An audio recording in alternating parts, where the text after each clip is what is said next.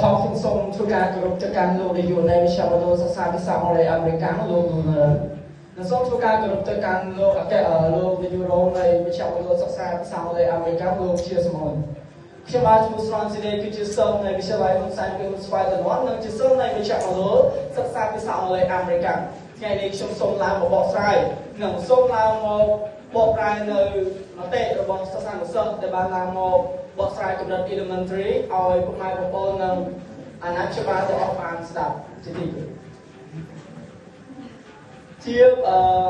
ចាប់បណ្ណាការសិក្សាភាសាអង់គ្លេសគឺជាភាសាមួយដ៏សំខាន់និងមានប្រយោជន៍នៅទូទាំងពិភពលោកដែលប្រជាជនភាគច្រើនប្រើប្រាស់វាជាប្រចាំនិងជាការចាំបាច់ជាទីបំផុតនៅពេលបច្ចុប្បន្ននេះប្រសិនបើយើងចេះភាសាអង់គ្លេសនៅក្នុងខ្លួននោះយើងនឹងអាច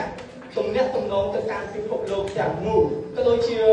យើងអាចសិក្សាស្រាវជ្រាវផ្នែកផ្សេងទៀតនៅក្នុងប្រព័ន្ធអ៊ីនធឺណិតដូចជាប្រសិនបើយើងចេះភាសាអង់គ្លេសយើងអាចងាយស្រួលនៅក្នុងការស្វែងរកនៅមុខវិជ្ជាផ្សេងដែលទាក់ទងទៅនឹងកម្រិតដែលយើងកំពុងសិក្សានៅពេលបច្ចុប្បន្នដូច្នេះហើយប្រសិនបើយើងមានកម្រិតផ្សេងនៅក្នុងការចេះតែយកភាសាអង់គ្លេសមកប្រើជាប្រចាំដូចយើងអាចនឹងមានគំនិតយ៉ាងទូលំទូលាយក្នុងការប្រស័យទាក់ទងជាមួយនឹងជនបរទេសក្តីនៅពេលដែលយើងធ្វើដំណើរទៅបរទេសឬក៏ប្រទេសក្រៅក្តី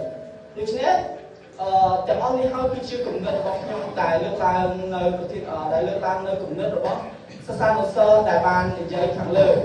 ដូច្នេះជាជាចុងក្រោយខ្ញុំសូមគោរពជូនពរទៅកាន់លោកនាយកនៃមជ្ឈមណ្ឌលសិក្សាភាសាអង់គ្លេសអាមេរិកនិងលោកនាយករងជាទីលោកនាយករងឲ្យជួបប្រទះតែពុទ្ធពរទាំង4ប្រការគឺអាយុវណ្ណៈសុខៈកល្យាកំបីធានាឡើយ